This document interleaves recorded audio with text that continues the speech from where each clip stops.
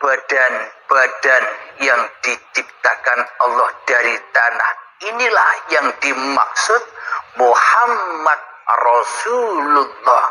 Badan-badan seluruh manusia inilah hakikatnya utusan-utusan Allah. Badan-badan manusia inilah hakikatnya para khalifatullah. Tapi mayoritas manusia tidak mau jadi utusan Allah. Manusia mayoritas lebih demen, lebih cinta diutus iblis dan setan di dalam dadanya ketimbang diutus Allah. Karena yang dicintai, karena yang diagung-agungkan, karena yang didewa-dewakan di dalam hati kita selama ini kan diri kita sendiri daripada Allah. Nah, bila kita sudah menyadari bahwa setiap diri manusia itu adalah ciptaan Allah, dihidupi Allah, dikuasakan Allah, diperjalankan Allah, itulah yang dimaksud iman kepada utusan-utusan Allah nyata di hati kita. Jadi kalau belum nyata utusan-utusan itu bagi kita, mana mungkin kita disebut beriman. Jadi kita beriman itu ya harus menyatakan iman kita itu.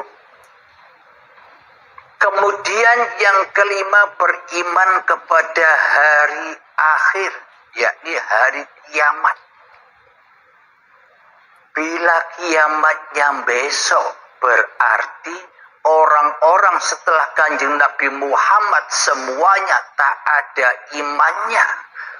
Karena apa? Karena kiamatnya besok. Kalau kiamatnya saja belum datang, berarti imannya batal kepada iman kepada hari akhir. Wong hari akhirnya belum ada.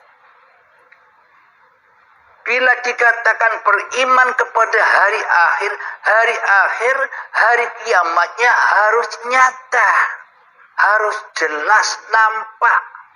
Maknanya apa? Hari kiamat, hari akhir itu hakikatnya ya ketika dibaiat itu loh, ketika berakhirlah kemanusiaanmu di hatimu. Berakhirlah wujud kemanusiaanmu di hatimu.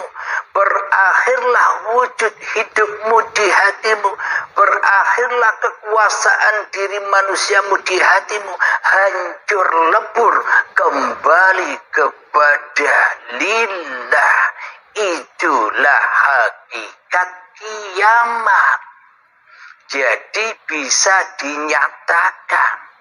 Kalau kita nunggu kiamat-kiamat yang di luar yang dohir itu, ya berarti sampai kapan kita bisa beriman kepada hari akhir?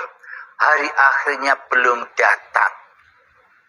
Maknanya ketika kita sudah kedatangan syakaratul maut, ya kita dipaksa menyaksikan hari akhir kita saat syakaratul maut, dengan paksa dan azab yang pedih. Alhamdulillahirabbil alamin. Semoga bisa dipahami. Jadi bagaimana mungkin kita dikatakan beriman kepada hari akhir atau hari kiamat, sementara diri kita di hati kita belum ketemu kiamat. Hawa nafsunya masih merajalela, berarti iman kita selama ini iman yang palsu. Iman kepada Allahnya palsu, iman kepada malaikat-malaikatnya palsu, iman kepada kitab-kitabnya Allah palsu, beriman kepada rasul-rasulnya Allah palsu, beriman kepada hari akhir atau kiamatnya pun juga palsu. Bila di dalam hati kita menyangka semua keadaan itu datangnya besok, tidak nyata, goib, maka iman kita akhirnya ya hancur. Bukan iman itu namanya, tapi mensekutukan Allah. Karena di dalam hati kita tak kenal Allah, maka bagaimana mungkin kita bisa nyembah kepada Tuhan yang tak pernah kita kenali. Kemudian rukun iman yang keenam adalah beriman kepada qada dan qadarnya Allah, yakni beriman kepada kuasa dan ketetapan Allah yang ditetapkan atas diri manusia kita. Praktek di dalam kehidupan kita selama ini, kita banyak nelangsa, kita banyak menggerutu dengan ketetapan Allah yang sudah kita alami selama ini. Kita tidak terima ketika kita mendapatkan masalah, berarti kan belum ada iman. Kalau kita tidak menyadari bahwa apapun yang terjadi pada diri kita itu adalah qada dan qadarnya Allah. Berhubung manusianya belum kiamat, ya pasti balelo, ya pasti kufur kepada apa-apa yang sudah ditetapkan oleh Allah. Kita banyak kecewa di dalam kehidupan ini. Kita banyak nelangsa, banyak sedih di dalam kehidupan ini. Karena apa? Karena kita selama ini yang jadi Tuhan, ya diazab terus oleh Allah Subhanahu wa Ta'ala. Jadi 6 rukun iman pondasi ini harus benar. Bila kita mengharapkan malam Lailatul Qadar. Jadi malam Lailatul Qadar itu di mana? Saya bilang ya, jadi bukan di malam itu.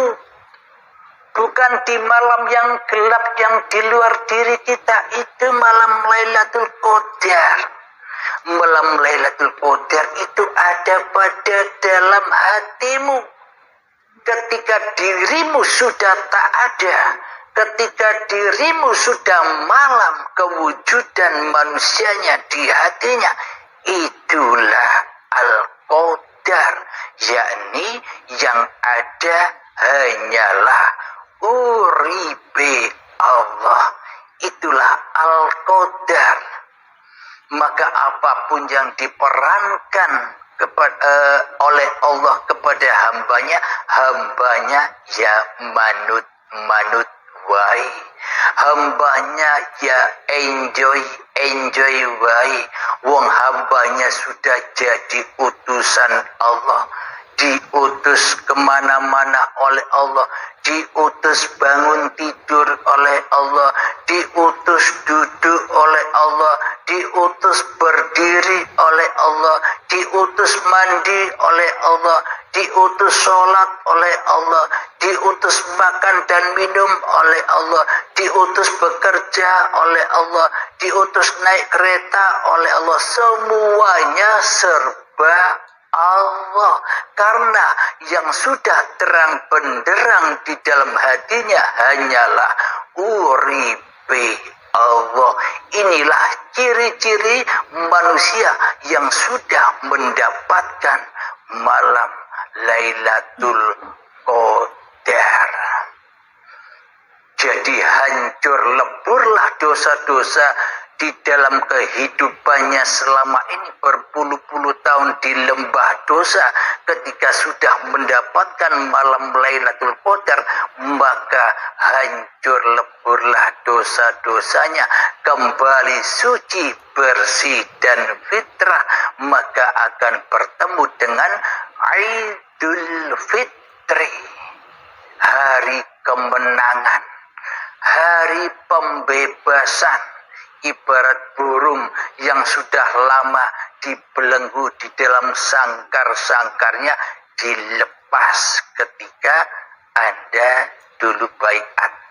Ibarat burungnya sudah dilepas, bebas terbang kemanapun. Maknanya sudah bebas mengikuti apa yang diutuskan oleh Allah. Bebas mengikuti apa yang dikehendakkan oleh Allah.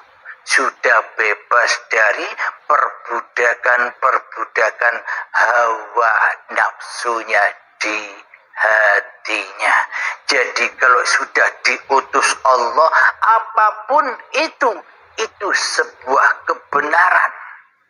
Akan tetapi bila diutus oleh hawa nafsu, meskipun kelihatannya di dalamnya sholat, puasa, haji, bersedekah, berbuat baik, bila hawa nafsu yang jadi Tuhan di hati kita, semua itu palsu.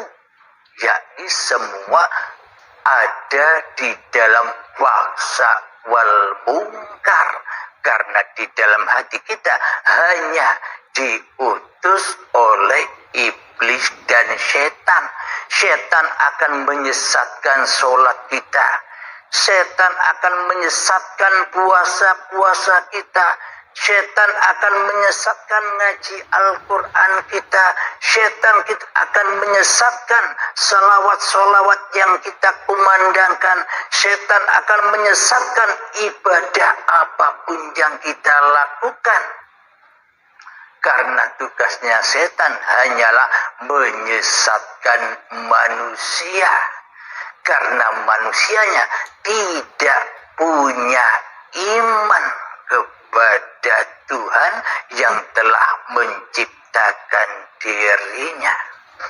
Jadi kalau sudah beriman, rukun iman yang keenam itu sudah teraplikasi semua, maka akan mendapatkan malam Lailatul Qadar, malam kemuliaan, Lailatul Mubarakah, yang mana di dalamnya iblis dan setan serta hawa nafsu sudah tak mampu lagi menerobos singgah sana uripe Allah.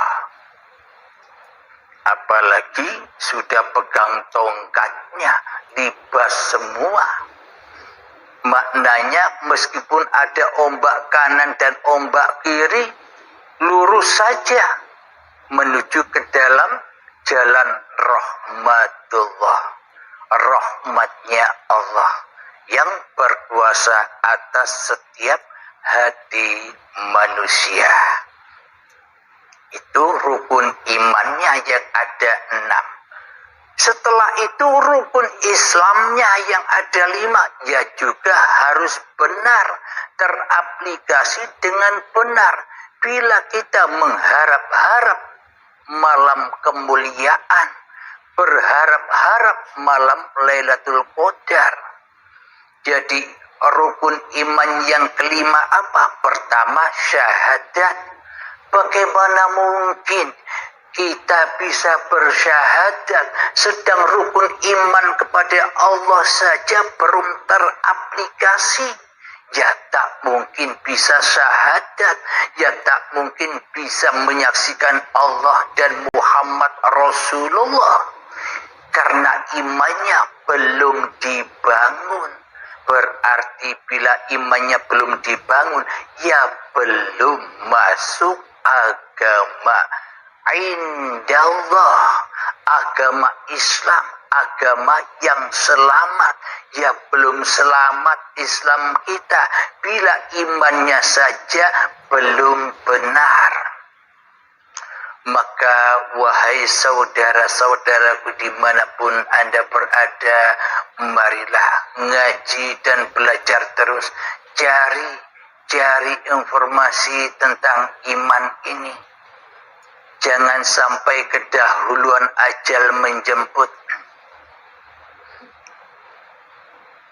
Rukun Islam yang pertama, syahadat. syahadatnya juga harus betul. Kalau imannya belum betul, pasti syahadatnya salah. Apalagi sholat, akimis sholat dizikri, dirikan sholat demi mengingat aku. Kepada Allah saja tidak kenal, mana mungkin kita bisa ingat kepada siapa yang belum kita kenali.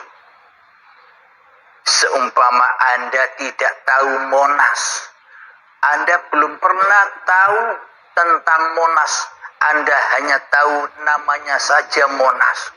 Apa Anda bisa membayangkan Monas itu bagaimana? Sementara Anda tidak tahu Monas, hanya tahu namanya saja. Berarti kita tahu Monas hanya bayang-bayang saja, angen-angen saja, karena kita belum pernah membuktikan iman kita kepada Monas, belum membuktikan Monas itu yang bagaimana. Berarti imannya batal kalau belum bertemu dengan Monasnya. Tidak akan bisa menceritakan, oh Monas itu begini, oh Monas itu begitu. Tidak akan bisa menceritakan dengan benar bila belum ketemu Monasnya.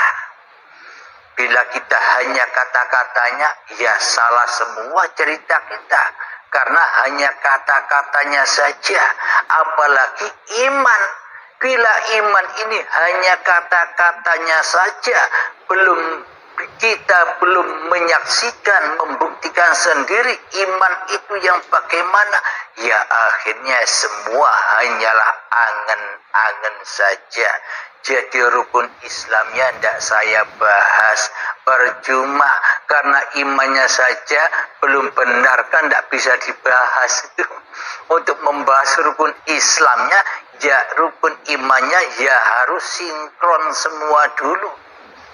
Maka kalau sudah sinkron semua rukun iman dan rukun Islamnya, baru nyatalah Lailatul Qadar itu. Baru nyatalah lillahi ta'ala yang ada di hati kita. Kalau semua belum nyata, pasti linapsinya yang jadi Tuhan, pasti hawa nafsu yang merasa mentuhani segala aktivitas yang kita kerjakan. Itulah ciri-ciri bila kita mau berharap, mencari, mengharapkan malam Lailatul Qadar. Mulai sekarang benahi dulu iman yang selama ini salah alamat, agar kita mendapatkan malam Lailatul Qadar itu. Raih malam Lailatul Qadar itu, jangan sampai kedahuluan ajal menjemput. Alhamdulillahirabbil alamin. Semoga yang sedikit ini bisa memahamkan kita semua, terutama saya pribadi juga sama-sama mengaji seperti kalian, tak ada bedanya. Semoga saya khususnya dan kita semua selalu diberi kepahaman, selalu di dalam rahmat Allah Subhanahu wa ta'ala. Amin ya rabbal alamin. Allahumma salli ala Sayyidina Muhammad wa ashghil zalimin bizzalimin. Allahumma salli ala Sayyidina Muhammad wa ashghil zalimin bizzalimin wa akhrijna min bainihim salimin wa ala alihi wa sahbihi ajma'in. Alhamdulillahi rabbil alamin. Rabbana atina fid dunya hasanah wa fil akhirati hasanah wa qina adzabannar. Wa sallallahu ala sayyidina Muhammad wa ala alihi wa sahbihi wa sallam walhamdulillahi rabbil alamin. Akhir kalam. Assalamualaikum warahmatullahi wabarakatuh.